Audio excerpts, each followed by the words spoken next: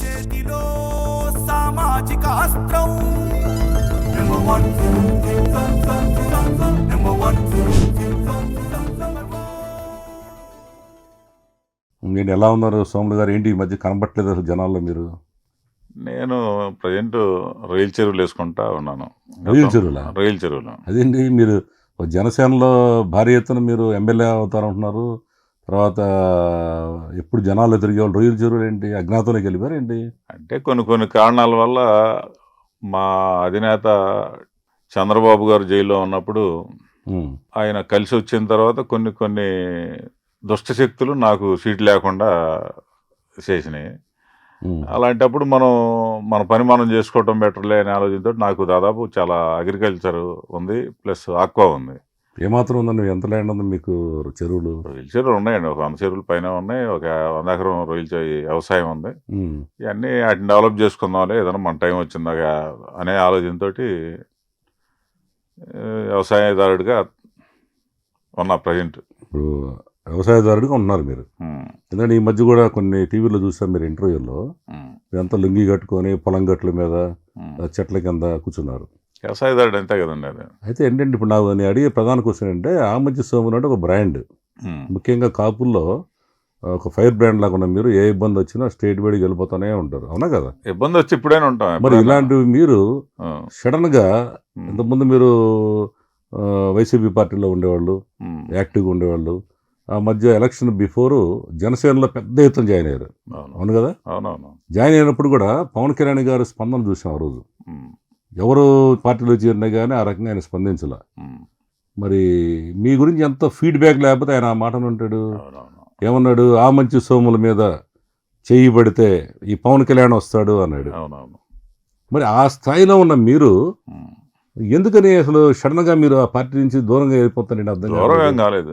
దూరం చేశారా? మిమ్మల్ని వాళ్ళు దూరం చేశారు? దూరం ఏం చేయలేదు. ఎందుకంటే మనకు తగిన ఒక బాధ్యత అప్పు చెబితే ఆ బాధ్యతలో ఉండి చేసుకుంటే బెటర్, కానీ బాధ్యత లేకుండా మన స్థాయిలో మనం బయటకు పోతే దానికి మనకి చాలా చిన్నతనం అనిపించే పరిస్థితి ఉంటుంది. కాబట్టి పిలిచి ఏదైనా బాధ్యత ఇస్తే చేసుకుందాం, చేద్దాం పార్టీకి అనే ఆలోచనతో, కానీ ఇంకో రకంగా. అదేనండి, ఇప్పుడు ఆయన మనసులో మీరు ఎంత లేకపోతే మీ మీద దెబ్బ పడితే ఆయన వస్తా అన్నాడంటే అంత ప్రాముఖ్యత వ్యక్తికి బాధ్యత ఎందుకు అప్పు చెప్పలేదని అడుగుతున్నాను నేను. సహజంగా ఆయన ఒక ప్రిన్సిపల్స్ పెట్టుకున్నాడు, ఆ ప్రకారం వెళ్ళాలని ఆలోచన ఉన్నప్పుడు మనం దాని గురించి ఆయన ఎప్పుడైతే ఆయనకి ఒక ప్లాన్లో ఇది అవుద్దో ఆ ప్లాన్ ప్రకారం వెళ్ళే వ్యక్తిని ప్లాన్ ప్రకారం మనం కూడా వెళ్ళటానికి సిద్ధం అవ్వాలి, కానీ మనం ఇంకో రకంగా వెళ్ళకూడదు కదా. మరి దానివల్ల మీరు మిమ్మల్ని నమ్ముకున్న వాళ్ళు ఇతర పార్టీ నుంచి కూడా ఆ రోజు భారీ ఎత్తున వచ్చారు. అవునవును, మాకు కూడా తెలుసు, మేము కవర్ చేసాం. మరి వాళ్ళందరి జీవితాలు ఏమవ్వాలి చెప్పండి? ఏమి కావు, వాళ్ళకి ఏదైనా ఎప్పుడు అనగానే ఉంటా.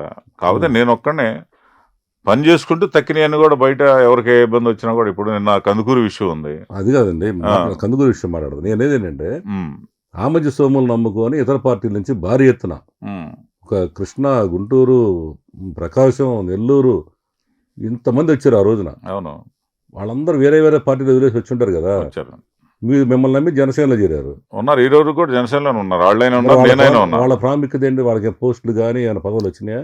అంటే కొత్తగా దాదాపు మనకు 1 సంవత్సరంన్నర ఈ కూటమి ప్రభుత్వం వచ్చిన తర్వాత దానిలో పవన్ కళ్యాణ్ గారు 4-5 శాఖల్లో బిజీగా ఉంటాం.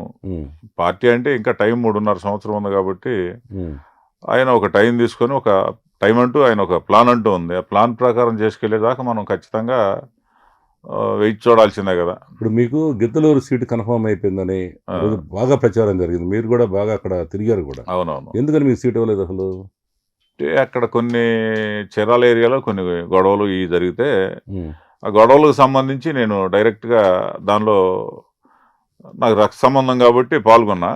ఆ పాల్గొన్న దానిలో కొంచెం మనం ఈ కూటమిలో ఉన్న అటువంటి వాళ్ళకి బంధుత్వాలు, స్నేహాలు వాళ్ళ దీనిలో ఎక్కువ కాబట్టి అలాంటి వ్యక్తుల్ని మనం అంటం అనేది సహించలేక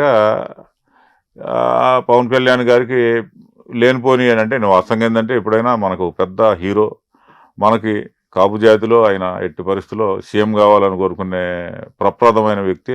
ఆ కోణంలోనే నేను పార్టీలో చేరింది కూడా. చేరారండి. ఇప్పుడు నాకు అర్థమైంది మీరు చెప్పేది ఏంటంటే, ఆ రోజు బలరాం వాళ్ళ అబ్బాయికి అంటే మీరు డైరెక్ట్గా అటాక్ చేశారు అంటే, ఇప్పుడు ఆయన సామాజిక వర్గం, కమ్మ సామాజిక వర్గం ఏమన్నా పోయి మిమ్మల్ని ఇన్ఫ్లుయెన్స్ చేసి రానియకుండా చేశారు నేను సీట్ రానియకుండా అంటే మీ ఉద్దేశం అక్కడ డైరెక్ట్గా చెప్పండి. నేను డైరెక్ట్గా వాళ్ళకి ఇది చేయటం, వార్నింగ్ ఇవ్వటం, అటాక్ చేయటం కాదు అది. అక్కడ చీరాలు సంబంధించిన దీనిలో బలరంగారాబాయ్ అనవసరంగా పెద్ద చిన్న అనేది లేకుండా పార్టీ లేకపోతే ఎందుటో మనం ఒక స్థాయి ఇదనే లేకుండా మర్చి మా తల్లిని వీళ్ళని తిట్టినందువల్ల నాకు బాధేసి నేను మాట్లాడటం జరిగింది. అది అంతవాటికి ఎపిసోడ్. దాన్ని వాళ్ళకి లేదు, నాకు లేదు దాని గురించి ఏమి కూడా. దాన్ని పై స్థాయిలో కొంచెం పెద్ద పెద్ద నేతలు వీడు ఇలా మాట్లాడినాడు ఏదైనా ఇదవుతాడు కదా అనే ఆలోచనతో రాజకీయంగా ఏంటంటే సహజంగా వాళ్ళకి అడుగులు మడుగులు నొక్కుతూ ఉండేవాళ్ళనే వాళ్ళ దీనికి సంబంధించి ఇది చేసుకుంటారు తప్పితే కొంచెం పవర్ఫుల్గా ఉండేవాళ్ళని తొక్కిపట్టి నారదీయాలనే ఆలోచనలు ఉంటారు కాబట్టి ఆ కోణంలోనే నాకు సీట్ లేకుండా పోయింది. అంటే మీరు ఆ మంచి స్వాములో పవర్ఫుల్గా ఉండటమే మీ మైనస్ అంతే రాజకీయ పరంగా. అంతే అంతే అంతే అంతేనా? అంతే